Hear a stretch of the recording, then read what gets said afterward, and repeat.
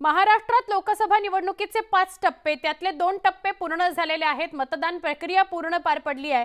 आता तिसऱ्या टप्प्यात प्रचाराला जोर आलेला आहे। मुंबईसह पुण्यामध्ये रॅली आणि प्रचार सभा पार पडताना दिसतायत।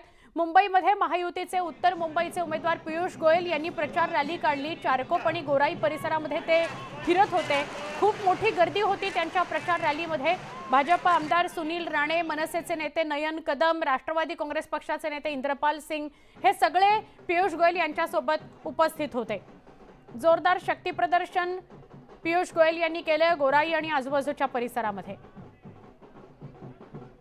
चारकोप आणि गोराई या परिसरात पियुष गोयल यांची रॅली निघाली। पुष्पवृष्टी त्यांच्यावर करण्यात आली आणि अनेक काँग्रेस, भाजप, शिवसेनेचे नेते त्यांच्या सोबत उपस्थित होते। स्थानिक जे पदाधिकारी आमदार असतात ते उपस्थित होते। चारकोप गोराई या परिसरामध्ये ते फिरले आणि जोरदार शक्ती प्रदर्शन त्यांनी केलं।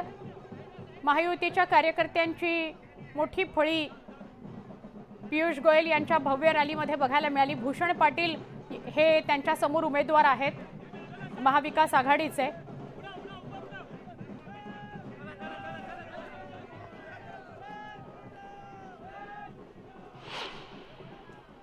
विरोधी अपने कार्य के बारे में बोले। विरोधियों ने किस प्रकार से देश में एक बहुत ही ओछी राजनीति की है। पूरे देश को 75 वर्ष से साधारणतः कांग्रेस पार्टी ने बंटवारे की बात की है।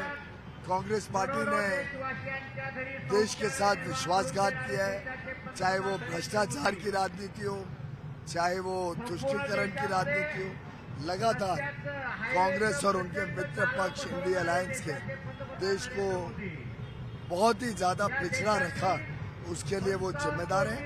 और आज देश ने 10 वर्ष जो मोदी जी के कार्यकाल में प्रगति विकास देखी है, आज वो मुंह तोड़ जवाब इस चुनाव में 400 से अधिक सीट बीजेपी को देकर, एनडीए को देकर कांग्रेस को सबक सिखाएंगे।